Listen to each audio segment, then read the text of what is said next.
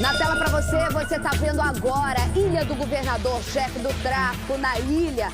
E mais 5 integrantes da cúpula da quadrilha são mortos em ação da Polícia Militar. Fernandinho Guarabu era um dos bandidos mais procurados do estado. Daí você tá vendo a imagem onde estavam os criminosos. O Fernandinho Guarabu estava foragido há 15 anos. Essa era a última foto que a gente tinha dele. Uma investigação da Corregedoria da PM motivou a operação de hoje. A suspeita de que, além do pagamento de propina a policiais do Batalhão da Ilha, Fernandinho Guarabu mantinha relações com militares que exploravam o comércio de gás na comunidade. Você está vendo nesse momento as imagens ali do reforço policial na Ilha do Governador. Tá aí Fernandinho Guarabu, Batoré, Gil do Dendê e também mais um. Cadê ele? Dr. Marcos Amin tá aqui com a gente, vai comentar essa manhã que foi explosiva lá na ilha, né, Dr. Marcos? Boa tarde para você. Uma super boa tarde, Isabelle. Boa tarde a todos. Uma super espetacular ação da Polícia Militar. Parabéns à Polícia Militar do Rio de Janeiro. Um dos bandidos mais procurados do estado. Há mais tempo foragido. Uma ação espetacular que merece todos os nossos aplausos. Daqui a pouco você vai saber quem era Fernandinho Guarabu, quem eram os outros na reportagem completa e o que acontece nesse momento na Ilha do Governador. E você vai ver também acidente grave na Avenida Brasil, deixa um PM morto. A imagem do carro embaixo do caminhão é de cortar o coração. Um caminhão carregado de frutas tombou em cima do carro do policial que ia para um treinamento. Sim, boa tarde, doutor Marcos Amin, nessa quinta-feira comigo aqui. Que quinta-feira, hein, doutor Marcos? Quinta-feira, muito boa. Olha só, bota as imagens aí, chefe do tráfico da Ilha do Governador, daqui a pouco a gente vai te atualizar tudo. Esse é o local onde estavam reunidos a cúpula do tráfico lá da Ilha do Governador. Eles foram mortos numa ação da PM, você vai saber como isso aconteceu, surpresa, até para os policiais, né, doutor Marcos, todos juntos, né? É o Batoré que estava sendo monitorado, né? Ih, essa cara tua assim, mais ou menos, é que ele vai trazer informação que eu não tô sabendo. Fernandinho Guarabu era um dos bandidos mais procurados do estado, estava foragido há 15 anos. Como é que alguém consegue ficar foragido há 15 anos? A gente também vai levantar essa bola aqui. Uma investigação da Corregedoria da Polícia Militar motivou a operação de hoje que terminou na morte deles. A suspeita de que, além do pagamento de propina a policiais do Batalhão da Ilha, lembrando que em 2014 o comandante do batalhão foi preso por causa de corrupção, né? Fernandinho Guarabu mantinha também relações com militares que exploravam o comércio de gás na comunidade. Você está vendo aí, ó, nessas imagens, todo o material apreendido, material que estava com eles, doutor Marcos, é Sim. Isso daí que estava com eles? Tudo isso estava com eles, Isabelle, todo esse arsenal, todo esse armamento e também essa quantidade de drogas estava junto com eles. A gente está vendo aí, ó, são os carros, eram 2 carros, gente, eram 2 carros onde eles estavam. Sim. E aí, por isso, a gente vê nas imagens os carros ali que estão alvejados. Daqui a pouco a gente vai ao vivo direto para a Ilha do Governador. É importante monitorar como que vai ficar a ilha. Muita gente não saiu de casa hoje, parte do comércio ficou fechada. Daqui a pouco a gente vai mostrar tudo para vocês, tá? Mas a gente vai mostrar também uma imagem muito triste. Um caminhão de frutas tombou em cima de um carro. Bota as imagens na Avenida Brasil. O carro ficou completamente destruído. Um PM estava a caminho de um curso de formação e acabou morrendo. Daniel Penafir me acompanhou. Rodou. O acidente aconteceu na pista central em direção à Zona Oeste. A via ficou totalmente fechada ao tráfego de veículos. Na pista lateral de subida, um mega engarrafamento se estendeu por vários bairros. O caminhão carregado de mamões tombou sobre este veículo bem em frente à Ceasa, em Irajá. O motorista teve o corpo esmagado e morreu na hora. O motorista do carro foi identificado como Dante Rodrigues Barreto Cabral. Ele era soldado aluno da Polícia Militar e estava se dirigindo ao Centro de Formação e Aperfeiçoamento de Praças, o Cefap da PM, em Sulacap, na zona oeste da cidade. Era o último dia dele no curso de formação de policial. Ele se formaria amanhã. O motorista do caminhão nada sofreu. Ele foi levado para a delegacia da região para prestar depoimento. O proprietário do caminhão e da carga liberou. Agora, pessoal, vem em grande número aqui da comunidade Jacari, da favela Jacari, que fica bem do lado aqui da Ceasa, Central de Abastecimento de Irajá, onde aconteceu esse acidente, né? E agora o pessoal organiza uma fila para tentar retirar os mamões aqui. Foi ali o policial militar agora, tentando conversar, tentando negociar. Estão liberando pro pessoal aqui. Pronto, liberou. Agora avançou geral. Peraí, Tiaguinho, vem pra trás aqui. Olha lá, o pessoal inclusive tentando arrombar o que sobrou da cobertura ali do caminhão. Olha lá, puxando a parte metálica. Mas eita cacetada! Tá vendo isso? danificaram o que sobrou do caminhão para pegar os mamões e o corpo ainda está dentro do carro, que está esmagado embaixo do caminhão, um pouco mais à frente. Aqui daqui a gente não consegue mostrar, mas tamanho é o furor desse pessoal aqui, a euforia do pessoal com os mamões que estão dentro do caminhão, que o pessoal acabou, inclusive, danificando o que sobrou do caminhão para retirar. Inclusive agora, olha só, o carro dos bombeiros está tendo que deixar aqui o local, olha lá, os bombeiros estão tendo que meter o pé, tirar o carro do local, porque é impossível controlar, nesse momento, a multidão que vem da favela de Acari, onde aconteceu esse tombamento. O tombamento aconteceu na Avenida Brasil, bem em frente à favela de Acari, e o pessoal sai de dentro da favela de Acari, da comunidade, para tentar pegar a carga de mamões aqui. É muito mamão, os mamões estão preservados, estão bem preservados, até é bom que se diga, e o pessoal agora, a polícia tentou controlar, bombeiro também tentaram conversar, mas foi chegando mais gente, ficou impossível conter as pessoas. Após trabalharem por várias horas para resgatarem o corpo preso às ferragens, bombeiros fizeram uma oração.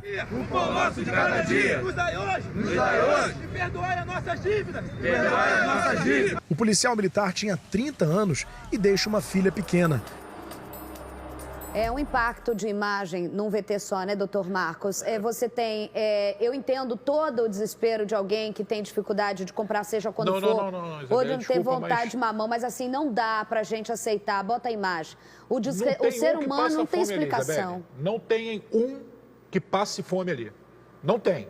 Pelo não tem amor um de mendigo Deus, ali, gente. não tem um morador de rua, não tem. mora em comunidade, passa fome. Mentira. Não é assim. Gente, é muito desrespeito. Bota a imagem, desrespeito, é uma crime. Pessoa esmagada e no os chão, policiais gente. que estão ali têm o dever, né? Gás de pimenta, fazer o que for, primeiro, para manter o local do crime intacto, porque ali pode ter havido um crime. Como é que você sabe que não? Pode ser uma carga extra de mamão. Pode ser um homicídio culposo. Não, pode ser um homicídio culposo do motorista do caminhão. Sim, pode até estar com excesso de carga e fez tombar e... Fez uma barbeiragem, alguém fechou o motorista do caminhão e tem a responsabilidade direta. Ali não se sabe o que aconteceu. É um local de morte violenta que precisa ser investigado. E não tem um, volto a dizer, Isabelle, não tem um que está nessa cena aí que passe fome. Olha só, e é como ser humano, a gente estava discutindo a imagem do momento em que todo mundo oba. É o oba-oba, exatamente. É um oba-oba, uma festeira, liberou um mamão. Tudo bem que fosse computador da maçã, da Apple, mas assim, tinha um ser humano ali, eles estavam pisando em cima e o ser humano estava esmagado embaixo, sabe? A gente chega num nível de barbaridade, num nível de selvageria, num nível de falta de humanidade, e a imagem que a gente vê do corpo de bombeiros que trabalha com isso, sabe, fazendo uma oração no final, é justamente uma forma da gente falar, não, pelo amor de Deus, a gente está falando de gente, de um pai de 33 anos que estava a caminho do curso de formação para tentar dar uma vida digna para uma filha de 3 anos de idade. Isabelle, volto a dizer, não havia ninguém passando fome ali, não é se fosse o computador da Apple, não. Isabelle, se fosse gente que passe fome realmente, é completamente compreensível e, inclusive, a lei ampara, né, que é o estado de necessidade. É o furto famélico. Né? Há vários institutos... Tem gente com uniforme da escola. Não tem ninguém passando fome ali, Isabelle. Meu Deus Não tem ninguém que passe fome ali para ficar roubando mamão enquanto tem uma pessoa morta. É oba-oba, né? É oba-oba. Precisava ser reprimido e quem se comporta como animal tem que ser tratado como animal. Ali a polícia tinha que agir. Aí vai vir um monte de gente reclamar que não pode fazer, que é morador carente de comunidade. Ninguém ali, volto a dizer, está passando fome. E essa imagem não dá. Uma tristeza, todo o nosso coração aí para a família do policial que morreu a caminho do centro de formação desse jeito. Como o doutor Marcos falou, tem que ser investigado e tudo mais. Faltando 10 para o meio-dia. Você vai ver agora a reportagem. Um dos traficantes mais procurados do Rio de Janeiro é morto em operação da Polícia Militar no Morro do Dendê. Outros criminosos também foram mortos no confronto. Veja a reportagem completa de Jackson Silva. Rodou. Um dos traficantes mais procurados do Rio estava em um território onde poucas vezes havia operação da polícia. Nesta quinta-feira, o esconderijo de Fernando Gomes Freitas, o Fernandinho Guarabu, foi encontrado por policiais do Comando de Operações Especiais. Por volta das 5 horas da manhã, Guarabu saiu do Morro do Dendê neste carro. Ele só não sabia que um cinturão de segurança já estava formado. No meio do caminho, houve intensa troca de tiros. O veículo ficou metralhado. Aqui a gente pode ver várias marcas de tiros de fuzis. Guarabu e os comparsas dele não resistiram aos ferimentos. Homens do choque chegaram a atirar nos pneus do veículo, que foram perfurados. Mesmo assim, o bando tentou entrar em outra comunidade próxima. Segundo testemunhas, esse vídeo foi gravado momentos após o confronto. Nele, é possível ver uma movimentação dos PMs perto dos corpos. Guarabu foi reconhecido pelas tatuagens nos 2 braços. Os outros 5 traficantes também foram identificados. Entre eles estão Gilberto Coelho de Oliveira, mais conhecido como Gil do Dendê. Ele era o segundo da hierarquia. Antônio Eugênio de Souza Freitas, o Batoré. Ele era ex-policial militar que fazia a segurança para Guarabu, além de controlar a cobrança dos transportes alternativos e outros serviços ilegais na região. Com o grupo, os PMs apreenderam armas, drogas, além de radiotransmissores e granadas.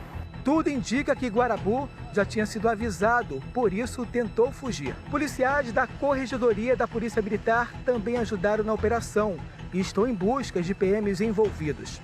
Guarabu era procurado pela justiça há mais de 15 anos. Ele era o traficante que estava há mais tempo na chefia de um morro no Rio de Janeiro. O bandido foi criado numa igreja evangélica e passou a ser considerado o xerife da Ilha do Governador, na zona norte do Rio. Mas o trono do traficante veio abaixo. O clima na região era de aparente tranquilidade. O problema é saber até quando.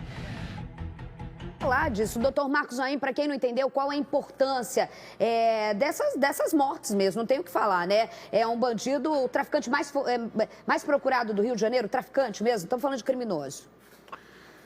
Isabelle, aí depende do que você trata como sendo o mais procurado. Ele é há mais tempo procurado. Mas eu diria que há vários outros traficantes que causam mais problema ao cotidiano do Rio de Janeiro do que o Fernando Guarabu, mas por ele exemplo. Era estável, né? Podemos falar assim. Ele era estável, né? Ele tinha um controle completo ali de várias instituições. E quando se fala só da polícia militar, é um crime tanto quanto aqueles policiais que pegam ou pegavam propina do Fernando Guarabu. O Fernando Guarabu tinha várias instituições na mão, inclusive fora da polícia, né? Não só a polícia militar, né? Então, por isso ele conseguiu se manter tanto tempo sem ser preso, óbvio, né? É óbvio que ele consegue se manter solto por tanto tempo, não é só porque ele tem alguns corruptos infiltrados na polícia militar.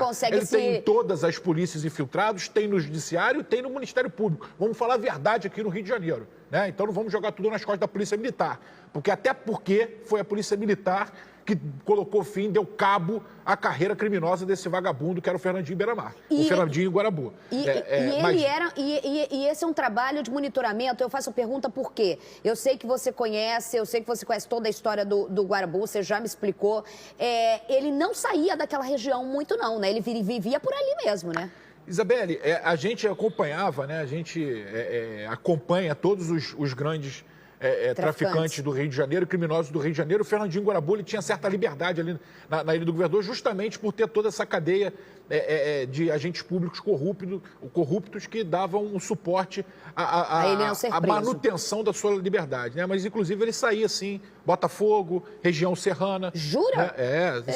Saía com todo um esquema, né, que envolvia, inclusive, uma grande distribuidora de bebidas para ele poder sair lá de dentro. A gente conhecia bem aquilo ali e ele estava monitorado, não só pela Polícia Militar, mas também pela Polícia Civil, pela Desarme, pela DRFA, do nosso querido amigo Dr. Petralando. Então, uma hora ele ia cair, né? Caiu para a Polícia Militar, ótimo, né? A gente fica feliz. Gostaria de ter sido autor dessa ocorrência, quem não gostaria, mas bate palmo para a Polícia Militar. Mas, Isabelle, dentro desse grupo aí, sem dúvida nenhuma, o mais perigoso era o Batoré, ex-policial militar, né, assassino por aluguel, e esse sim era muito perigoso. Eu quero saber quem era o Batoré dentro desses 4, porque, na verdade, foi a cúpula mesmo. A gente está falando da cúpula ali na Ilha do Governador.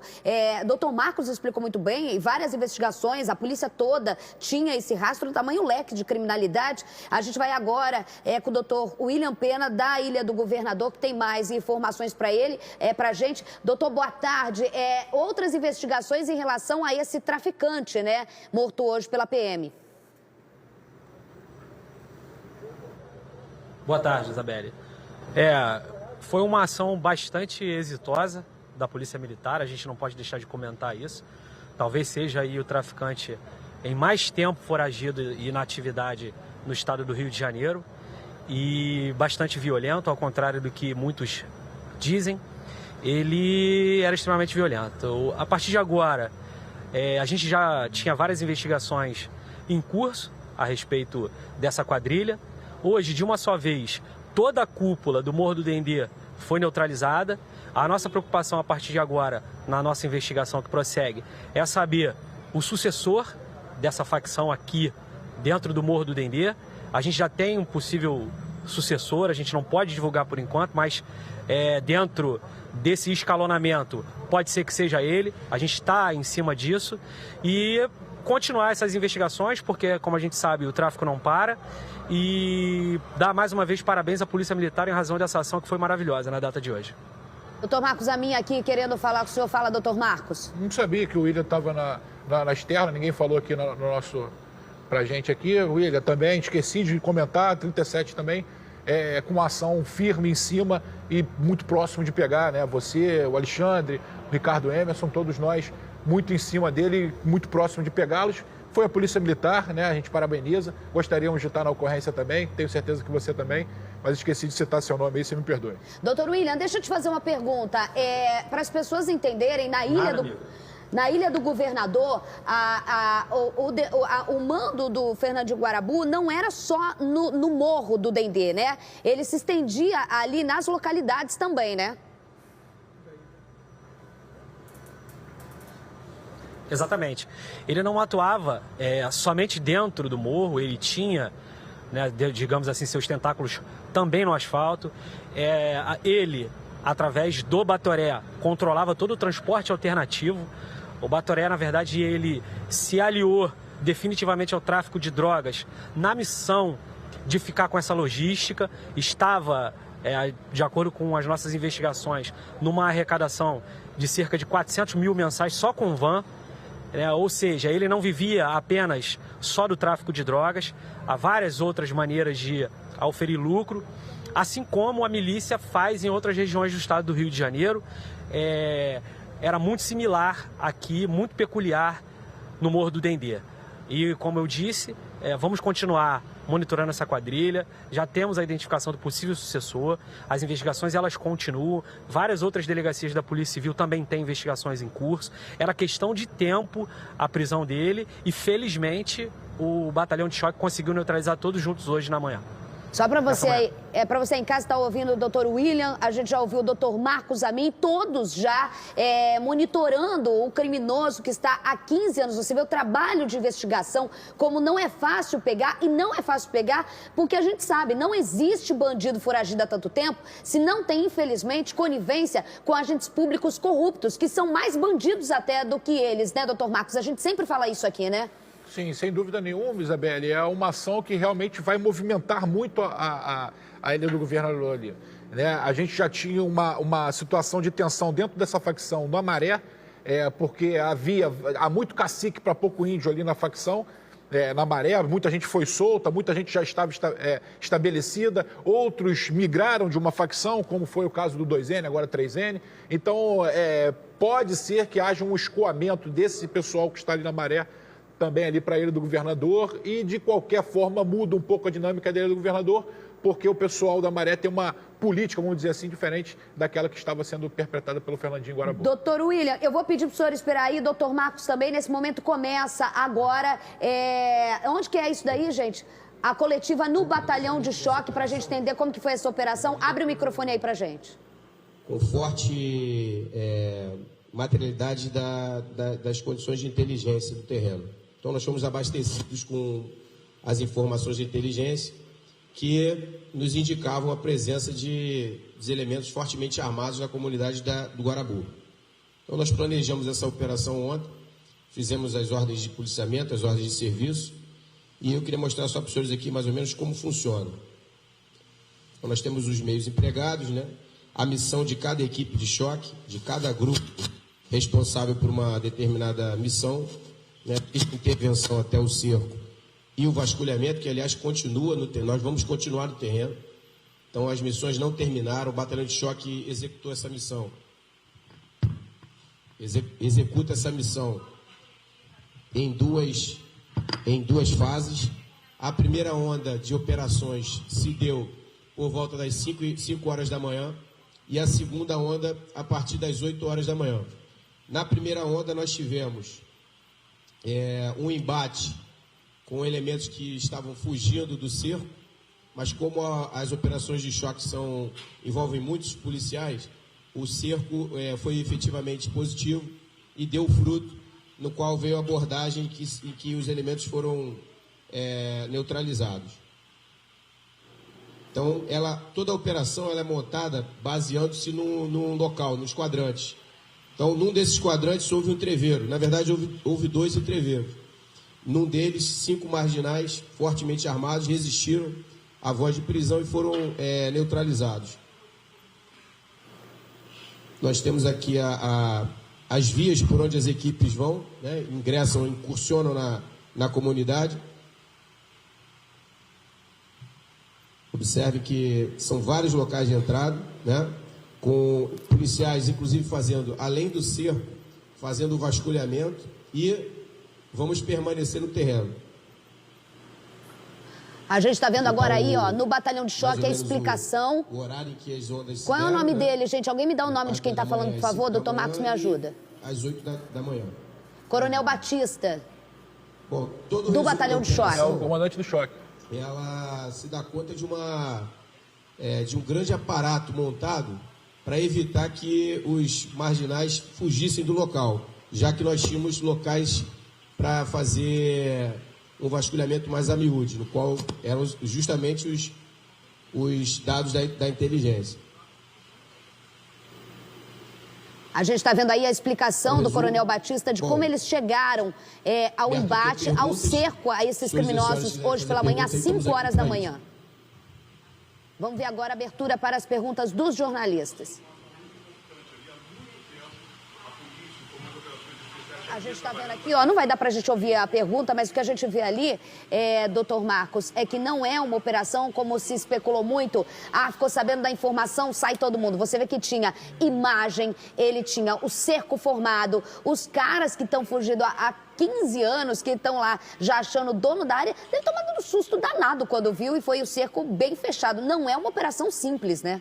Não é uma operação simples, Isabelle, não é uma operação fácil de ser executada, não é uma operação fácil de ser planejada. Todas as providências para que o entorno fosse... É o que ele está falando agora. Sim, exatamente. Né? Fosse um local, continuasse sendo um local seguro. Então, o que a população pode esperar da Polícia Militar é que ela exerça a sua missão, e nós não vamos permitir nem aceitar qualquer tipo de manifestação que não seja a ordem pública no local. Ele está falando em relação a traficantes pedir para a população ir queimar ônibus, isso. Quando acontece, quando um grande traficante, a população às vezes é obrigada a ir para o meio da rua, né, doutor Marcos? Sim, e no caso do Guarabu, de repente até... Tem que ter esse cuidado. Tem que ter esse cuidado, porque a população pode ser motivada, sim, a fazer esse tipo de manifestação. Como muito bem disse o Coronel Batista, né, uma ação necessária, dura, incisiva, mas baseada em inteligência, né? As pessoas gostam tanto de falar em inteligência. Ações militares também são baseadas na inteligência, né? Isso é inteligência, é coleta de dados, ele monitoramento. Mostra a foto do local onde aconteceu, antes do acontecido. Coleta de dados, né, Isabelle? Monitoramento, colher dados, isso é inteligência. E a polícia só age com inteligência. Quem desconhece o cotidiano da polícia e costuma falar que a polícia deveria agir com mais inteligência. Mas realmente... Essa é a prova disso, ele mostrou dados, mostrou a forma precisa, né? Mas, Isabelle, é assim que se pauta estratégia. Qualquer instituição policial ou força de segurança, ela age baseada em um levantamento de inteligência. Até para preservar a vida dos policiais e também daqueles inocentes que estejam no entorno de um cenário como esse, um palco de enfrentamento. Esse é o momento como em que esse. ainda eles estavam lá. O coronel está explicando que eles estavam em 2 carros. Estavam no outro carro. Olha lá, abre o som aí para a gente ver os detalhes. Os jornalistas continuam. Centra Preto. O Fernandinho Guarabu estava no Centra Preto. Tinha um elemento também. A gente está ouvindo aí, ó. Desculpa, Humberto, vai anotando o que ele está falando enquanto a gente conversa aqui. São eu tô 6 tentando... mortos no total. 6 mortos. 5 no Centra e 1 no Fiat Deli. Não tem feridos. Todos foram mortos. Não tem ferido, todos foram mortos, né? Ele é bem incisivo, né? Ele é bem, assim... doutor Marcos Amin, num momento como esse, Olha, essa é uma hipótese de que forma realmente pode estratégia, acontecer, ele mesmo né? falou, Mas, você tem que tomar cuidado, que porque ele a tenha polícia já sentido sabe que acuado os caras... por conta Ou o da arsenal que estava com os policial, caras, né? Eles vão pronto pra guerra, eles sempre estão a todo momento pronto pra esse... Eu imaginava que o Guarabu vivia cheio de seguranças. Isabelle, ele estava ali cercado com seus principais seguranças, né? O Batoré, o vagabundo de Vuguloga. Não, o Gil, então, Isabelle, só para a gente explicar um pouco, o Gil e o Batoré são o Gil e o Guarabu é a mesma linha hierárquica, apesar do Guarabu ser mais famoso. Ah, é? O Gil não era subordinado ao Guarabu e o Guarabu não era subordinado ao Gil, né? Eles juntos tomaram, né, como eu já expliquei aqui, o controle da comunidade do Dendê e a partir dali espraiaram, né, espalharam os seus domínios por toda a ilha do governador. A gente ouve agora o coronel Mauro Flies falando, por favor, abre o som. Então, a operação que tinha dados de inteligência para checar, mas ela também serviu de suporte para ações da corregedoria que estão em andamento neste momento. Você vai ver agora, bota aí a reportagem, vamos pegar aí, o coronel está falando, Humberto, a gente bota a reportagem para a gente já aproveitar. Já vamos aproveitar aqui, doutor Marcos Amin falou sobre o Gil, sobre quem era também Batoré, o mais famoso era o Guarabu, mas todos extremamente perigosos. Você vai saber quem é cada um agora no VT. Rodou. Desde as primeiras horas da manhã, a movimentação policial em frente ao hospital era grande. Familiares dos criminosos mortos no Morro do Dendê foram para a porta da unidade. Alguns estavam exaltados. Todos os 5 traficantes gravemente feridos, entre eles Fernandinho Guarabu, foram socorridos pelo blindado do Comando de Operações Especiais e trazidos aqui para o Hospital Municipal Evandro Freire. Só que eles não resistiram aos ferimentos e morreram. Por isso, o comando da Polícia Militar reforçou o policiamento para evitar qualquer tipo de problema aqui na região da Ilha do Governador. Fernando Gomes de Freitas, o Fernandinho Guarabu, era um dos traficantes mais conhecidos e caçados do Rio de Janeiro. Era procurado pela Justiça há mais de 15 anos, tempo que também ficou à frente do comando do tráfico de drogas no Morro do Dendê, na Ilha do Governador. Ele colecionava 14 mandados de prisão por crimes como associação ao tráfico de drogas, porte de armas e homicídio qualificado. A recompensa oferecida pelo Disque Denúncia por informações que levassem à prisão dele chegou a R$30 mil, a maior do programa. Guarabu se manteve tanto tempo no poder graças a uma rede de olheiros e de propinas que eram distribuídas a policiais. O traficante espalhava o medo, era conhecido por julgar e matar de forma violenta. Guarabu também pregava intolerância religiosa e travava uma guerra contra terreiros de candomblé e mandou, por diversas vezes, que os capangas aterrorizassem os frequentadores. É só um diálogo que eu tô tendo com vocês. Da próxima vez eu mato. Junto com Guarabu, foi morto também 2 grandes aliados dele no crime. Gilberto Coelho de Oliveira, o Gil, era o braço direito de Fernandinho e o segundo na hierarquia da comunidade. Foi junto com Gil que Guarabu expandiu os negócios ilegais e regados a sangue até a Baía de Guanabara. Antônio Eugênio de Souza Freitas, o Batoré, era ex-PM e usava tática de milicianos na comunidade. Ele era o responsável por extorquir comerciantes e cobrar taxas do transporte alternativo da área, além de dirigir a venda de botijões de gás, TV a cabo clandestina e internet. Batoré é o principal suspeito de executar o major Alain de Luna Freire, de 40 anos, em novembro do ano passado, na Baixada Fluminense. Olha só, a gente está falando ali, ó, doutor Marcos, você falou muito bem do Gil. Eu não sabia quem era esse Gil. Ou seja, o segundo na hierarquia dentro do Morro do Dendê. Não é o segundo, não é, Isabelle. Não é? Não páreo? Ele e o Guarabu, eles tomaram a comunidade do Dendê lá em 2001 e eles não têm hierarquia entre um e outro. O Guarabu, que é o mais famoso para a imprensa, só. O Gil é mais discreto, né? Atua na mesma linha hierárquica do Guarabu. Não tem qualquer diferenciação entre os dois na linha hierárquica. Do tráfico, do narcotráfico, do Dendê, não tem. Né? O Guarabu só é o mais famoso. né, gostava de aparecer mais. O Gil já era mais discreto. Tinha um low profile, que fala, né? Sim, low profile. Né? Low profile, né? Tá palavra bonita, aprendi era ontem. Mais discretinho. Aprendi ontem essa palavra. Tá... perfil baixo, entendeu? Então, desses todos, né, os mais perigosos estavam abaixo dessa hierarquia, que era o Batoré, o vagabundo de vulgo Logan, o Pio, o tal do Louco, que era segurança ali bastante próximo dessa cúpula. O Batoré, que já pertenceu ao escritório do crime, matador de aluguel. Eu quero te perguntar do Batoré, eu quero especificamente... Esse sim era o mais perigoso. Porque foi teu primeiro comentário aqui. Junto com essa parte mais baixa da hierarquia, o vagabundo de vulgo Logan, o vagabundo de vulgo Pio, né? Esses vagabundos aí mais baixos na hierarquia, que eram realmente os mais perigosos para a sociedade, para a comunidade do Rio de Janeiro, sem contar com o Fernandinho Guarabu e o Gil, que comandavam toda essa organização criminosa. Eu vou agora voltar com o Mauro Flis, que ele parece que deu mais detalhes de como foi a surpresa em cima desses criminosos. Abre aí o som, por favor. O jornalista fazendo pergunta nesse momento, por isso o coronel está só ouvindo, mas você não ouve, porque a gente está com o áudio apenas do microfone do coronel. Não atendeu a ordem para entregar suas armas, preferiu o confronto e foi ferido mortalmente. A gente está vendo ali... O Guarabu e o Batoré, eles eram alvos das informações que tínhamos, inclusive de corregedoria. Locais dentro da comunidade eram alvos de busca e apreensão.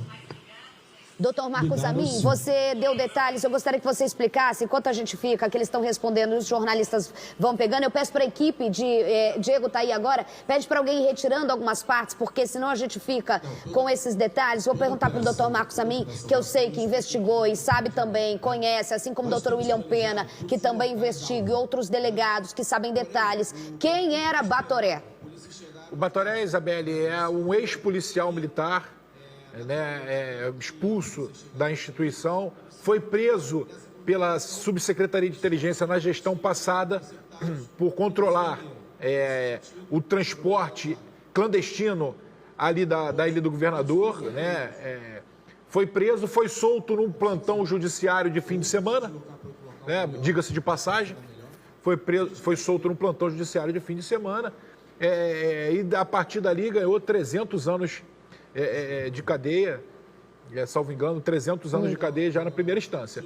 A partir dessa soltura dele, ele se entregou de vez ao narcotráfico e passou a viver tão somente dentro ali da comunidade do Dendê, diretamente ligado ao narcotráfico. Antes disso, antes desse envolvimento tão íntimo com o narcotráfico, o Batoré pertencia ao chamado escritório do crime, matador de aluguel e responsável por algumas das mortes que ocorreram aqui no Rio de Janeiro. Doutor Marcos Amin, nesse momento, para você entender que está aí, são 40 ainda mandados de busca e apreensão, 40 de prisão ou busca e apreensão, gente? Busca e apreensão em endereços de policiais militares na Ilha do Governador, e pessoas ligadas à PM. A partir dessa operação de hoje, não foi então uma simples operação, já que tem a corregedoria. Não é uma simples operação em que bate de frente com a cúpula da bandidagem, acaba ali. Esse negócio é muito maior. Muito maior, né? Como eu disse mais cedo, né, Isabelle? Na verdade, era uma ação da corregedoria que contou com o apoio operacional do batalhão de choque. Pela expertise que o batalhão de choque tem, contou com essa ação operacional, né? Como mostrou, né? Uma ação limpa, que a gente diz, né? Precisa e limpa, né? No jargão policial a gente diz, uma ação limpa, cujos os neutralizados são tão somente vagabundos que resistiram à prisão, né? Então, há uma ação, um pano de fundo, uma ação de fundo que está sendo realizada pela Corregedoria da Polícia Militar, que deve dar mais resultados nos próximos dias ou até mesmo até o fim do dia de hoje. A gente está vendo agora, quem que está falando agora? O Coronel Batista, mais uma vez, explicando a ação que, como disse o doutor Marcos, contou com a parte operacional do choque, né? Agora voltou o Mauro Flis. Travar eventuais deslocamentos. E foi suficiente, foi capaz de responder o intento desses marginais. Por favor, só lá atrás. A Corregedoria ela está cumprindo 34 mandados de busca e apreensão alguns dentro da comunidade e alguns dentro de alguns batalhões da Polícia Militar, verificando armários de policiais militares. Olha só, gente, doutor Marcos acabou de falar sobre isso aqui e agora, mostra aí, o que tem aí em cima, Humberto? Isso que o doutor Marcos tinha falado aqui um pouquinho, logo no primeiro comentário, né? Bandidos, aí, doutor Marcos, a informação, isso daí são documentos do Disque Denúncia de que bandidos do Dendê foram para Maré e iriam planejar ataques a policiais militares justamente por causa dessa operação de hoje. É o que você estava explicando na segunda pergunta, acho que eu falei, em relação a essa ligação e também dentro a Maré sendo mais uma vez o reduto da corja da criminalidade. Sinceramente, eu não acredito muito nesse disco de denúncia. Você acredita que não? Eu não acredito nesse disco de denúncia aí, não. Sinceramente, né? Apesar do perfil dos vagabundos que ficam ali homiziados no Complexo da Maré. Isso aí está com mais jeito de contra-inteligência, né, para sufocarem os vagabundos da Maré, para eles não irem para o Dendê. Pode ser até dos próprios vagabundos do Dendê ou de outra facção criminosa que queira tomar o Dendê. Sinceramente, não acredito. Eles têm muito mais que se preocupar do que atacar policiais, né? Vai certamente haver um conflito dentro da própria facção para saber quem vai assumir o vácuo de Dendê, poder. Né, o vácuo de poder que foi deixado na ilha do governador, não só no Dendê. E que vácuo, também, né? Mata 01, mata 02, mata 03, mata 04, mata 05, mata 06. Foi todo mundo. E também em relação a outra facção que já dominou o complexo do Dendê, ali a comunidade do Dendê. O Comando Vermelho? Que é o Comando Vermelho. Que já tentou uma retomada e o Guarabu bancou, né? Na verdade, o Guarabu tomou o Comando Vermelho ali tomou o Dendê do Comando Vermelho. Então, e aí o Comando Vermelho tentou com o PQD. Com o PQD. O PQD está preso ainda, né? Se tivesse solto, acho que a guerra seria até pior, né, Isabelle? Mas tem muito mais coisa para se preocupar ali do que ficar atacando policiais, né? Então, acho que isso aí pode ser uma contra-inteligência, justamente... Ou a guerra de informação que você fala que acontece muitas vezes, né? Então, Isabelle, uma guerra de informação, uma contra-inteligência, que aí o que acontece? Tem o risco dos vagabundos do Complexo da Maré, ligado a essa facção criminosa, fazer investida contra policiais. O que se faz?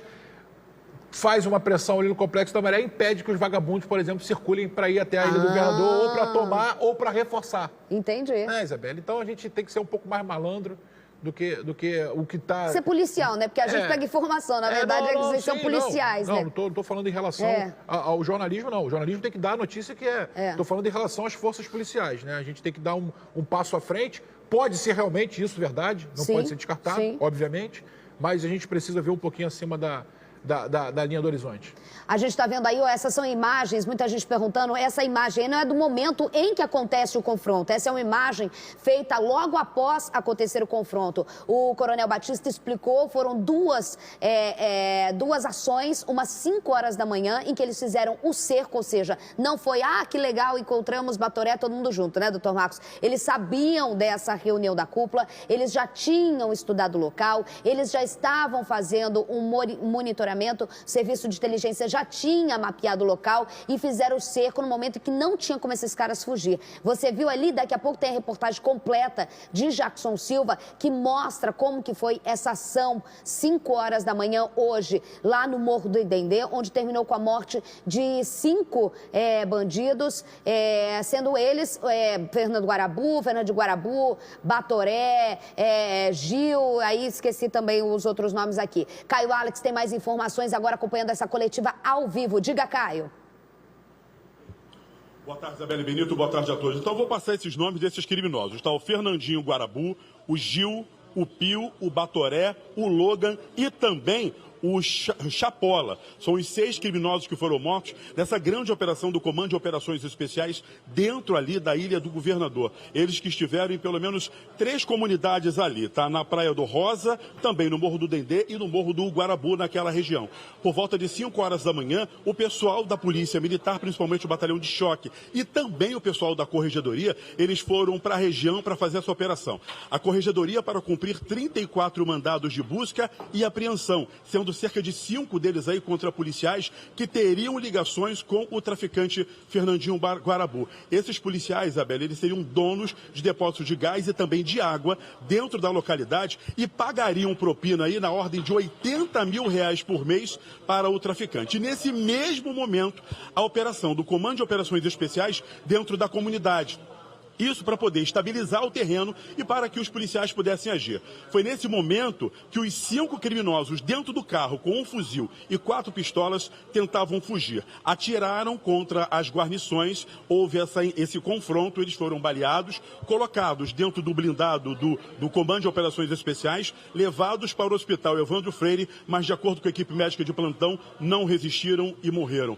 O clima na região, Isabelle, é de medo e apreensão, já que essas principais lideranças do tráfico de drogas daquela região, como o Fernandinho Guarabu, o próprio Batoré e o Pio acabaram morrendo. O medo é de quem vai tentar tomar o controle do tráfico de drogas ali. Agora, na entrevista coletiva, os policiais, o próprio Mauro Frias, coronel Mauro Frias, porta-voz da Polícia Militar, afirmou o seguinte: todo aquele cerco, aquela região vai ficar com policiamento ali para evitar qualquer tipo de ação a mando do tráfico de drogas ou para tentar fechar comércio e tentar outro tipo de ação mais violenta naquela região. O cerco está fechado, os agentes permanecem lá. Uma outra informação importante é o seguinte: esses mandados de busca e apreensão também foram cumpridos dentro de batalhões da Polícia Militar. Um deles seria o próprio batalhão da Ilha do Governador. Eles ainda não apontaram tudo o que foi encontrado no local.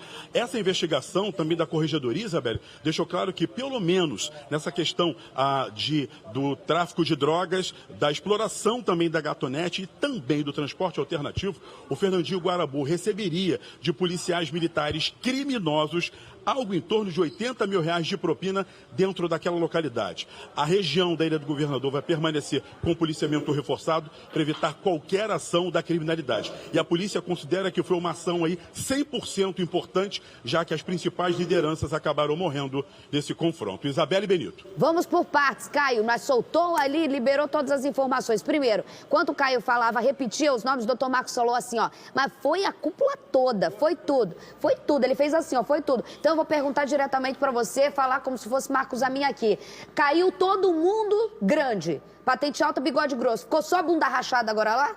Só a gente que estava muito abaixo da linha hierárquica. Por isso que eu digo, Isabelle, a grande chance de haver, né? A hora de quê, Isabelle? Do Estado, sabe? Porque assim, a grande chance de outra facção, então, tentar. Ou então da própria facção brigar por aquilo ali, Isabelle. A gente não acaba de uma hora para outra com tráfico de drogas. Né? Daquela forma, não. Não tem como, do dia para a noite, a gente acordar com crime organizado dominando determinado local. Dominando o Dendê, dominando o Acari, dominando Cidade de Deus, dominando Mangueira, dominando o Complexo da Penha, do dia para a noite, pronto, já está resolvido, a gente mata meia dúzia, né? Está todo mundo na cúpula, mata meia dúzia, pronto, o problema está resolvido, o Estado ocupa, a gente já caiu nesse erro. Não adianta. Já caiu nesse erro. Não houve morte, né? Havia um aviso, né? Aviso, ó, dá licença que eu tô entrando, hein? Dá licença aí. Aí quando via o pessoal fugindo, não atira não, que pode dar besteira. Deixa ele embora. Pode dar confusão, não atira não, a gente não quer confusão, a gente quer só uma vitrine, né? Era assim antigamente. E aí não deu certo, pelo contrário. Mas mesmo que seja assim, né? Você acabe com a cúpula de determinado local, aquilo ali, Isabelle, ele vai novamente nascendo aquela organização criminosa, vai se reorganizando e vai tornando novamente aquilo ali um local dominado por determinada facção criminosa. É um passo importante? É um passo muito importante. Agora sim, ações de investigação, quem vai assumir, vai assumir, o pós, Isabelle. Uma ação espetacular feita pela Polícia Militar não pode se encerrar aí. E nem achar que só a Polícia Militar dominando o local que vai resolver o problema. Né? O problema é muito mais complexo do que isso e precisa de uma ação coordenada, não só de segurança pública, tá, Isabelle? Mas também de vários outros setores do Estado e da sociedade. A sociedade precisa ter consciência também que ela é parte do problema a partir do momento que ela financia essa violência. Comprando droga, comprando produto roubado, comprando mercadoria roubada, gatonete, né?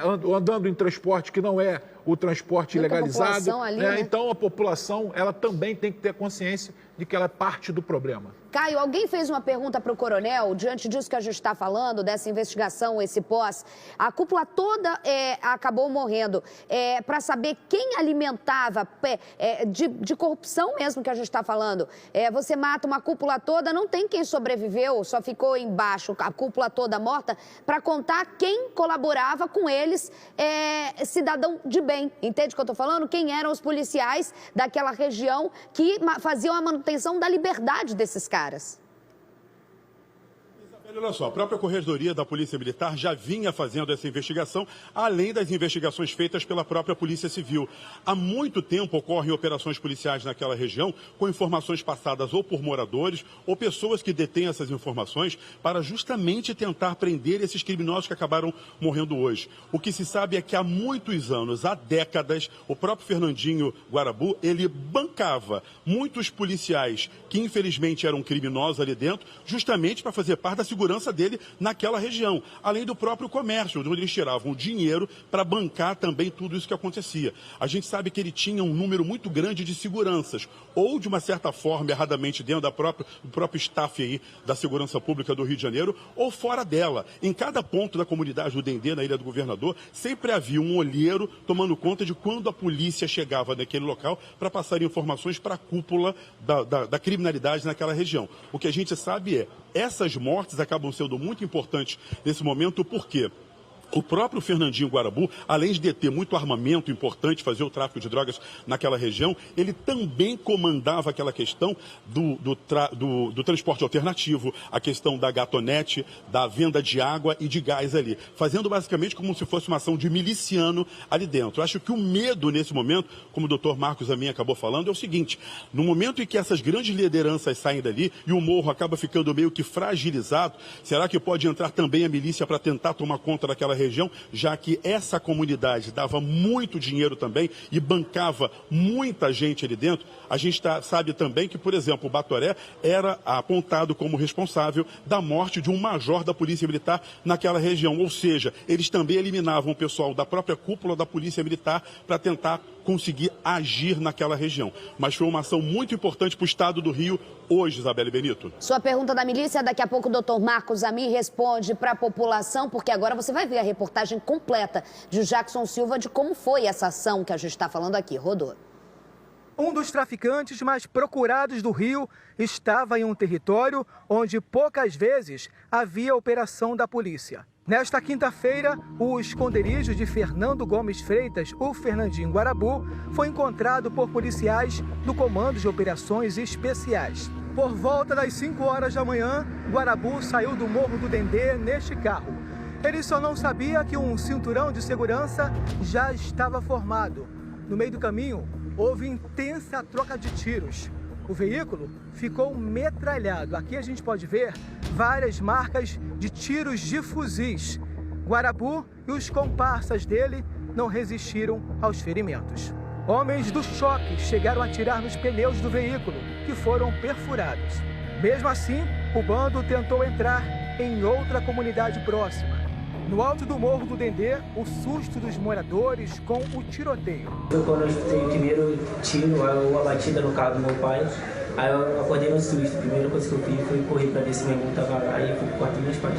18 anos que eu estou aqui, foi a primeira vez que isso aconteceu realmente perto da gente. Aqui nesta outra rua, dentro do morro, também houve confronto.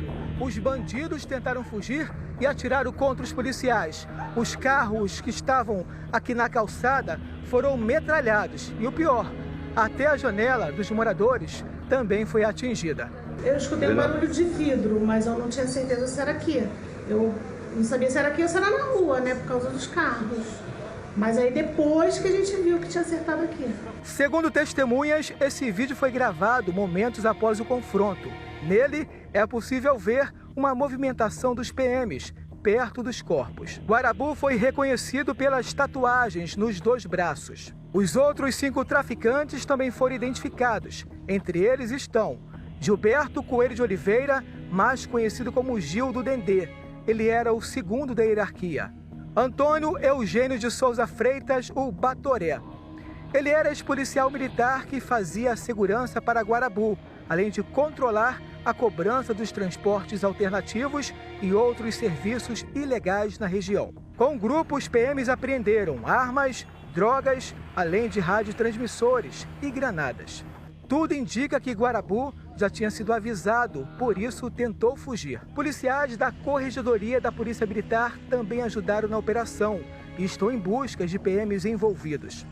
Guarabu era procurado pela Justiça há mais de 15 anos. Ele era o traficante que estava há mais tempo na chefia de um morro no Rio de Janeiro. O bandido foi criado numa igreja evangélica e passou a ser considerado o xerife da Ilha do Governador, na zona norte do Rio. Mas o trono do traficante veio abaixo.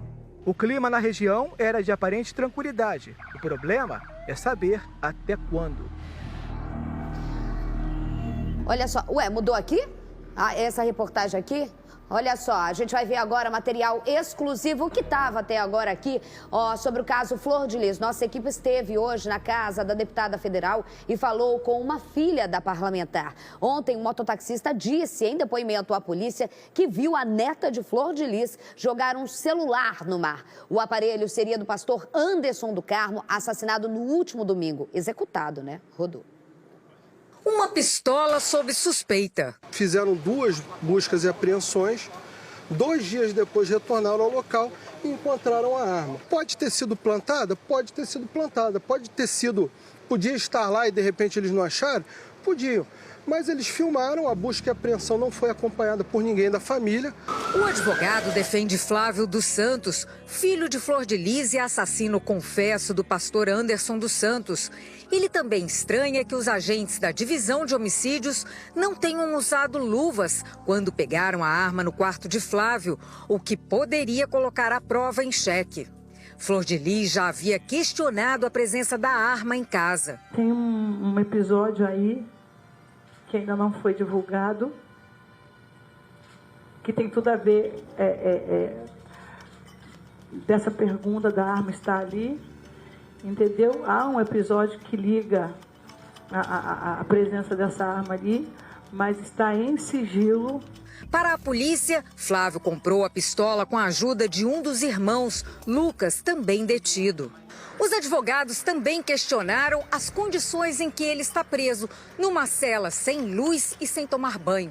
Mas foram informados pela delegada à frente do caso que Flávio e o irmão dele, Lucas, vão continuar aqui até pelo menos sexta-feira, porque devem prestar um novo depoimento. A irmã do pastor foi por iniciativa própria à delegacia nesta quarta-feira para tentar ajudar na investigação. Ainda não está caindo minha ficha. Só acho que quem fez vai vir à tona. Eu tenho que ser forte no momento por causa da minha mãe. Eu tenho que colocá-la de pé, porque é uma senhora de idade, tem problema de saúde, já teve 2 AVC. E pelo meu pai, que já é um senhor também de quase 80 anos, né? Então, eles não estão aqui e só quero que a justiça seja feita, mais nada. A única coisa que eu tenho para dizer é só que a justiça seja feita. Doa o que doer. Doa quem tiver envolvido. Só quero... A gente vai mostrar agora a reportagem com material exclusivo que eu chamei anteriormente sobre o caso Flor de Lis. A nossa equipe de reportagem conseguiu conversar com uma das filhas da deputada. Veja. É neste cenário paradisíaco, praia de Piratininga, na região oceânica de Niterói, que pode estar o tão questionado e procurado celular do marido da deputada Flor de Lis, o pastor Anderson do Carmo. Assassinado há quase 2 semanas, o conteúdo do aparelho desaparecido poderá ser considerado peça importante para colaborar com as investigações que apuram o crime.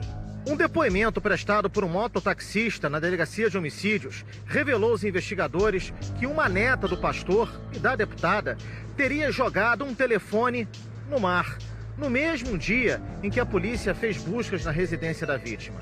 O mototaxista disse aos policiais que trouxe a mulher exatamente até aqui e a viu jogando um celular no mar. O depoimento de que a trouxe até aqui à praia de Piratininga foi confirmado por ela mesma, pela própria neta, que também prestou depoimento. Mas quando questionada sobre o assunto, a neta se limitou a dizer que veio sim aqui à praia de Piratininga no mesmo dia em que os policiais foram até a casa de Flor de Lis.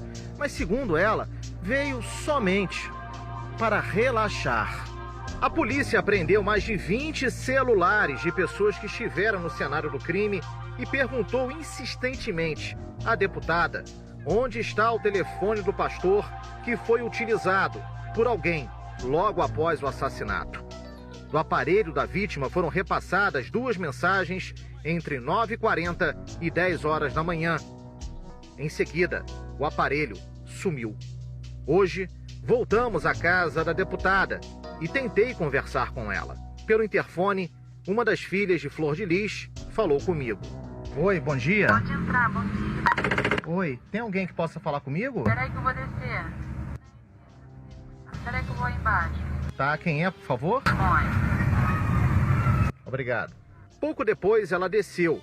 A deputada se encontra? Ela tá deitada. Ela tá deitada? Será que ela poderia falar com a gente? Se teria a possibilidade? Eu vou ver com ela e aí eu te falo, tá? Se teria alguém da família, alguma outra pessoa? Você é filha, né? Filha, sim. Tá bom, agradeço a gentileza. Bom, nós estamos aqui há cerca de 15 minutos aguardando. A filha, uma das filhas da pastora, subiu e disse que ela estava dormindo, mas até agora não retornou para falar novamente com a gente. Eu vou tocar o interfone mais uma vez para saber exatamente o que está acontecendo.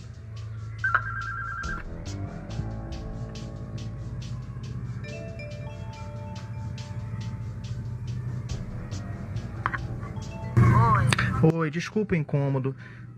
A deputada poderia falar com a gente? A gente está aqui para dar voz a ela. Ela quase não tá dormindo, tá ligando para advogado também aqui para saber se ela pode falar, ela já pode descer para falar, entendeu? Bom, tentamos então conversar com a deputada, mas ela está dormindo, segundo palavras ditas aqui pelos funcionários da casa. Tentamos dar voz à parlamentar. O ministro Celso de Mello, do Supremo Tribunal Federal, disse que se a deputada federal sair da condição de testemunha e for investigada pela polícia, poderá enfrentar um juiz de primeiro grau, sem foro privilegiado, já que o caso não tem relação com a função parlamentar. Olha só, a gente vai agora ao vivo com o Fábio Barreto, que tem mais informações direto da DH de Niterói. Fabinho tentou, mas não conseguiu. Mas esse é o papel do jornalista. Fabinho, primeiro que o almoço de domingo devia ser bem bacana lá na casa, né? Tem até neta envolvendo. Muito bom, que clima bom, frango assado, macarronada. Difícil, hein? Cada vez mais aperta o cerco. A gente não tem como não falar isso, né? Boa tarde. Oi, Isabelle, ótima tarde para você, ótima tarde para todos. Você tem toda a razão, o cerco vai se apertando cada vez mais, até por conta desses depoimentos bombásticos, né? Cada vez mais temos notícias diferenciadas aqui na Delegacia de Homicídios e agora há pouco também surgiu uma outra informação de que outras 2 pessoas prestarão depoimento ao longo da tarde. Quer dizer, mais 2 pessoas já foram convocadas pela delegada Bárbara Lomba e poderão realmente falar aqui aos investigadores a respeito do caso. Já são mais de 20 depoimentos, quer dizer, são inúmeros os depoimentos de tantas pessoas, de parentes, de irmãos, de pessoas ligadas à família, de funcionários, pessoas que estavam frequentando a casa no dia do assassinato. Quer dizer, é um quebra-cabeça enorme, mas a delegada já está praticamente adiantando de que teremos novidades durante os próximos dias. Existe sim essa possibilidade de termos outras informações, novidades nesse caso. Uma outra notícia também, Isabelle, nesse instante, os 2 advogados que representam os filhos da deputada, o Flávio e o Lucas dos Santos, estiveram aqui, na verdade, estão aqui ainda na delegacia, aguardando porque eles têm horário marcado com a delegada Bárbara Lomba. Eles querem ter acesso, os 2 advogados, aos autos, né? E os irmãos continuam presos aqui na carceragem, aqui da delegacia, podem ser transferidos a qualquer momento para o presídio de Benfica e o fato é que os advogados querem ter acesso aos autos, querem conversar com a delegada para pedir, essa que é a grande realidade, o relaxamento da prisão dos 2, Isabelle. Marcos Amin, essa nova história do celular ter sido jogado ao mar e não terem se livrado da arma do crime, eu posso estar errada, aí você me corrige, por favor, a motivação e o fio da meada para a polícia descobrir como e por quê e quantas pessoas no total estão envolvidas nessas coisas, está no celular. Isabelle, depende, a arma do crime não foi dispensada por quê? Porque não deu tempo. Não, né? Ele achou que ia lá pro velório. Quando que foi o celular? Né? Provavelmente pode ter sido depois, dispensado, né? Subtraído ele foi naquele momento, mas dispensado depois e que a arma já havia sido encontrada. Verdade. Vou te contar um bastidor, Isabelle, ali de delegacia de homicídio, que eu já vivi muito, inclusive, casos assim, de repercussão, e que os suspeitos, é assim que eu vou tratar, né? Não são mais investigados, são os suspeitos, tentam desqualificar a polícia e os investigadores. Né? É exatamente. O comportamento deles agora já me dá a certeza de que eles estão envolvidos, não só o comportamento, obviamente, mas todos os indícios que já foram angariados pela excelente investigação conduzida pela doutora Bárbara Lomba. Né? O próprio comportamento dele, acho que a arma foi implantada lá. Pô, você está de brincadeira? Quem matou? Assistiu ontem o SBT Rio? Quem matou? Lógico, assisti. Quem matou, então, foi alguém da DH, matou. É isso que eu matou, aí foi lá, pô, vou botar a culpa na família. Pô, você acha que deu um palhaço aqui? É porque eu não tenho um nariz vermelho para botar. Tem algum idiota aqui? Pode mandar comprar pra gente fazer, vai ficar legal. Vou mandar comprar. Eu vou ficar aqui, toda vez que alguém tentar tirar a gente pra idiota, eu vou botar o nariz de palhaço. Vou comprar, bota aqui o nariz de palhaço. Né? Aí você vai me ver como palhaço. Né? Porque quer dizer que foi um policial do DH. É absurdo. Né? O policial do DH entrou, deu 30 tiros, né, do marido da deputada. 7 na região pubiana. Né? Tinha um caso, né? O pessoal da DH devia ter um caso. Tu tá já melhorando a história. Podia ter um caso. Ou então ele devia ter estuprado a filha de um policial do DH, pedofilia. Quer dizer alguma coisa pra vocês? Tem palhaço aqui não, rapaz. Não tem nenhum idiota aqui, não. Isso é prova técnica, né? Não tem como, a arma tava lá. É tudo periciado. O policial do DH, peraí, a arma, achei a arma aqui, que coisa linda. O problema do amadorismo que salta aos olhos, como você falou no dia, eu guardei essa frase, estou copiando sua faz uns 3 dias, é justamente isso. É o amadorismo que salta aos olhos e que, na verdade, não é culpa de ninguém. Crime perfeito não existe. Dessa forma, então, mais ainda. Eu vou daqui a pouco voltar nesse caso, Fabinho Barreto continua por lá, tem depoimento hoje, é muita coisa acontecendo ao mesmo tempo. Eu vou com Patrícia Hadras, infelizmente uma informação horrível. Um policial acaba de ser baleado numa operação em São Gonçalo. A Paty Hadras tem as informações pra gente. Boa tarde, Paty. Oi, Isabelle, boa tarde. Olha, infelizmente está o sargento Cristiano da Silva Santana, de 41 anos. Ele foi baleado na cabeça durante uma operação policial ali no Jardim Miriambi, em São Gonçalo. Ele foi socorrido pelos próprios colegas de farda, levado para o Hospital Alberto Torres, mas não resistiu aos ferimentos e faleceu. 2 suspeitos foram presos durante essa operação, que teriam trocado tiros com os policiais. Isabelle, com eles, os policiais apreenderam 2 fuzis, 2 granadas, drogas e munições. Todo esse material foi levado para a delegacia. Nas redes sociais, os moradores relataram um intenso confronto, né, que aconteceu ali na região, ali na comunidade. Inclusive, pais que levavam os filhos para a escola tiveram que buscar abrigo. Essa comunidade, Isabelle, ela enfrenta uma guerra entre facções. Então, há pelo menos um mês, os bandidos estão disputando o ponto, né, os pontos de venda de drogas. E os moradores ficam no meio desse fogo cruzado, inclusive com muita gente abandonando as residências em função da violência. A Secretaria de Estado de Polícia Militar lamentou a morte do sargento Cristiano, informou que ele era casado, que ele estava na corporação desde 2005, portanto ele tinha 14 anos como policial, e a gente ainda não tem informações sobre enterro e velório. Só que com mais essa morte, a gente tem essa triste estatística de 24 policiais mortos só este ano. 5 em serviço, incluindo agora o sargento Cristiano, 13 durante a folga e 6 policiais da reserva. Um número muito menor em relação aos outros anos, Paty, mas para a família do Cristiano é o pior número, né? Mais um policial militar morto, cumprindo a sua função no local ali, doutor Marcos, Jardim Mirambi, de disputa de tráfico de drogas, disputa... não para, a gente acaba o foco porque deixa de ser a novidade, mas a disputa ali em São Gonçalo, a guerra continua, né?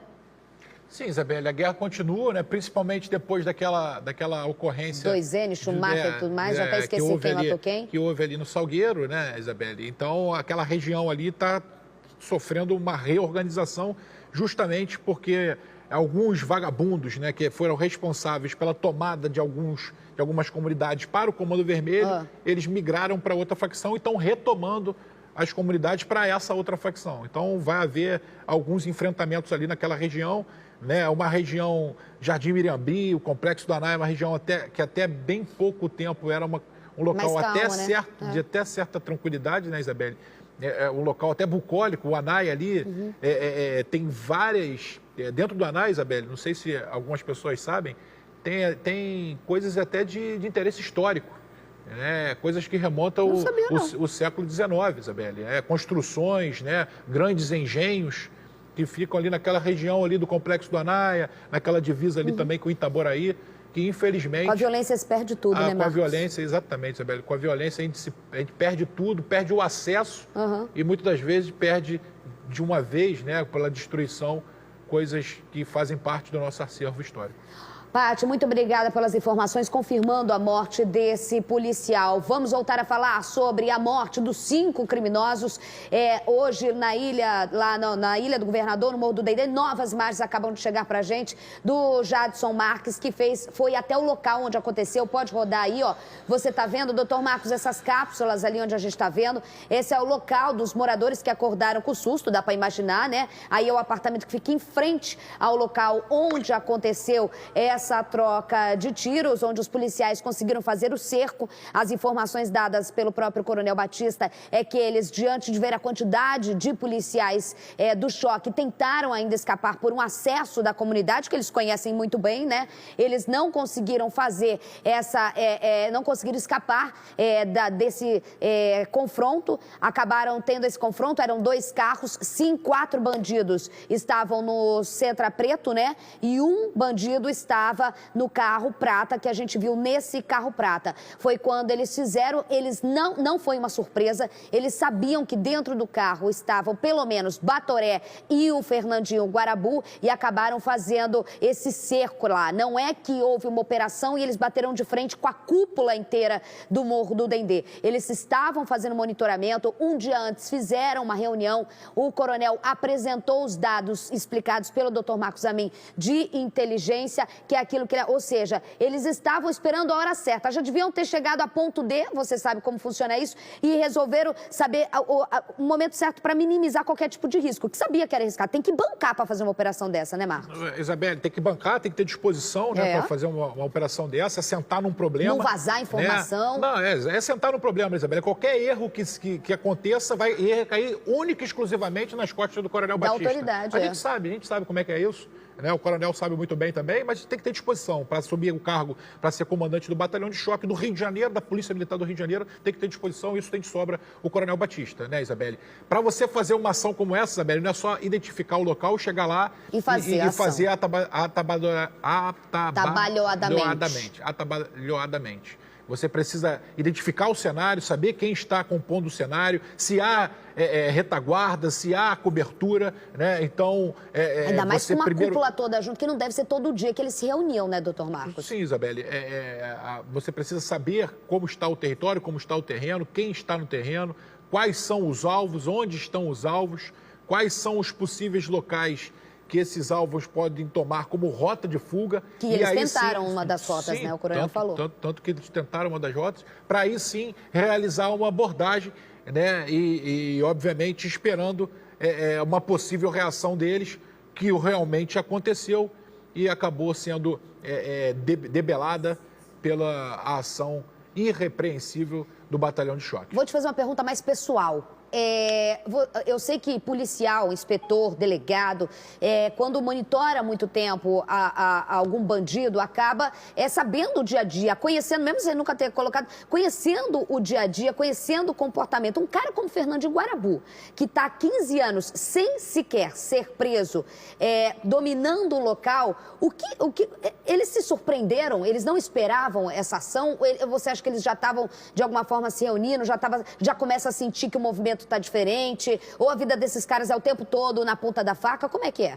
Isabelle, quem é um foragido da lei, por mais confortável que se sinta em determinado local... Por mais estável, né? Ele nunca está 100%, nem dentro da comunidade. De cão, né? Mas é a vida que eles escolheram, né? A vida que eles optaram ter quando seguiram o caminho do crime, né, Isabelle? Nem quando está dentro da sua comunidade ele está 100% tranquilo, não está. Se tiver, o grande risco dele ser capturado. Essa ação que foi feita pelo choque foi uma ação corajosa, tá, Isabelle? Sim, eu acho muito corajosa. Que demanda um suporte, um amparo de quem está, inclusive, acima do Coronel Batista, né? Porque ele recebeu autorização para fazer esse tipo de ação. Então, é uma ação que demonstra o empenho atual das forças de segurança pública. Eu ia falar, a mudança de comportamento completa de se fazer segurança, inclusive em relação ao ano passado, tá, Isabelle? Que todos achavam que ia ter um amparo espetacular, né? E muitas operações, muitas ações não eram autorizadas com medo de repercussão ou de resultados não esperados, né? De efeitos colaterais. O próprio coronel bancou agora, e não vamos aceitar qualquer tipo de queima, não vamos aceitar, a gente vai comprimir. Mas é isso, a ordem, Isabelle, a ordem tem que ser mantida. Sim. Né? A ordem pública tem que ser mantida, e isso a Polícia Militar faz com louvor. A gente está vendo aí novas imagens, daqui a pouco mais imagens do local onde tudo aconteceu. Criminosos assaltam uma família no Engenho da Rainha e na fuga batem de frente com uma viatura da polícia. Houve perseguição e troca de tiros. Quem conta essa história pra gente é o repórter Daniel Penafirme. Rodou. O assalto aconteceu na Avenida Pastor Martin Luther King Jr. na noite desta quarta-feira. Segundo a Polícia Militar, 2 criminosos abordaram uma família que passava de carro pela avenida na altura do Engenho da Rainha. O motorista estava indo para casa com um filho e a neta de apenas 3 anos de idade, quando os 3 foram surpreendidos por criminosos. Com medo, o motorista, que não quis se identificar, contou os momentos de terror pelos quais passou. O elemento com uma máscara abordou com um revólver, pediu para sair do carro. Veio um outro elemento para pegar o carro, para sair disparada, mas eles falaram, espera aí que vai tirar a criança. A gente conseguiu tirar a criança, né, a sobrinha do banco de trás, e saíram disparada com o meu carro. Na fuga, os bandidos bateram de frente com policiais militares do 3º Batalhão, o Batalhão do Meia, que patrulhavam a via. Houve então perseguição com direito a uma intensa troca de tiros. Os criminosos perderam o controle da direção do veículo, bateram no meio-fio e subiram na calçada. A perseguição só acabou na altura da estação do metrô de Vicente de Carvalho, quando um dos bandidos foi baleado. Igor Mega Melo, de 23 anos, foi socorrido e levado para o Hospital Municipal Salgado Filho, no Meia. O comparsa conseguiu fugir. Com os criminosos, a polícia prendeu um revólver calibre 38 e um bloqueador de sinal de telefonia celular. É o convívio que a gente tem aí com a violência, né, diária do Rio de Janeiro, complicado, a gente vê que tá cada dia pior um pouco, mas vida que segue, né? Olha só, gente, Zona Norte, né? Zona Norte a gente sabe como é, tem que ter, mas tem que mostrar, bateu de frente ali, tá com a polícia militar estava presente. Você vê que eles são covardes, né? Tem uma criança dentro do carro. A Justiça nega pedido de Flávio Bolsonaro para suspender quebra de sigilo fiscal e bancário no caso Queiroz, que, por sinal, não tem sido visto nos últimos 6 meses. Veja. A quebra do sigilo fiscal e bancário do senador Flávio Bolsonaro, do PSL, foi decretada em abril a pedido do Ministério Público do Rio. No total, a medida atingiu 86 pessoas e 9 empresas. Os promotores investigam um suposto desvio de dinheiro na Alerj durante o mandato dele como deputado. Segundo o MP, o esquema operado pelo homem de confiança de Bolsonaro, Fabrício Queiroz, arrecadava parte do salário de servidores do gabinete e era conhecido como rachadinha. O policial militar da reserva foi citado em um relatório do COAF por movimentações bancárias atípicas no valor de R$1.200.000 no período de um ano. Em janeiro, Queiroz se submeteu a uma cirurgia e desde então faltou a convocações do Ministério Público para prestar depoimento, alegando motivo de saúde. Na época, ele negou as acusações. Isso é uma covardia, rotular o que está acontecendo comigo ao deputado Flávio Bolsonaro. Eu não sou laranja, sou homem trabalhador, é o que eu vou dizer ao Ministério Público. Depois disso, Queiroz não tem feito aparições públicas. Em maio, a defesa dele já tinha feito um pedido para suspender a quebra de sigilo, mas não foi aceito. Nesta quarta-feira, o mesmo desembargador, Antônio Carlos Nascimento Amado, negou o habeas corpus do senador, mas a defesa vai recorrer. Em janeiro, Flávio Bolsonaro já tinha tentado suspender as investigações no Supremo Tribunal Federal, mas também teve o pedido negado. O senador alega que os promotores quebraram o sigilo dele de forma ilegal ao requisitar os dados do COAF. Ele diz que é vítima de perseguição política para prejudicar o pai, o presidente Jair Bolsonaro. Todas as decisões envolvendo o caso são mantidas em sigilo. A defesa de Flávio Bolsonaro diz que confia no Poder Judiciário e que tem a convicção que, após a análise mais aprofundada do mérito pelo colegiado, a lei será cumprida e que exageros serão revistos. Olha só, a dica da Isa, tá? O presidente da Câmara dos Vereadores é afastado em operação do Ministério Público. Veja na reportagem de Carlos Miranda. Rodou. A operação reuniu agentes do Ministério Público e da Polícia Civil. Pela manhã, eles estiveram na casa do vereador Rony Medeiros e na Câmara Municipal de Petrópolis. Os agentes cumpriram 9 mandados de busca e apreensão e de afastamento de Rony, que é o atual presidente do Legislativo. Ele é acusado de contratar funcionários fantasmas entre os anos de 2013 e 2016. O presidente está proibido de frequentar as dependências da Câmara. De acordo com a investigação, em 4 anos foram desviados dos cofres públicos cerca de R$500 mil em valores atualizados. Ao todo, os envolvidos foram denunciados por 72 peculatos e associação criminosa. Além do político, outras 4 pessoas estariam envolvidas no esquema. A Operação Diáfano revelou que 3 servidores foram contratados, recebiam salários, mas não compareciam à Câmara. Um deles, Omar Ligeiro Jacob, foi nomeado a pedido do pai dele, Omar Jacob, como contrapartida aos serviços que prestou durante a campanha eleitoral de Rony Medeiros. Tamo de volta, tamo junto, doutor Marcos Amin. Beijo pra quem? Bigode grosso no Domingo Legal ali, meu. Quê?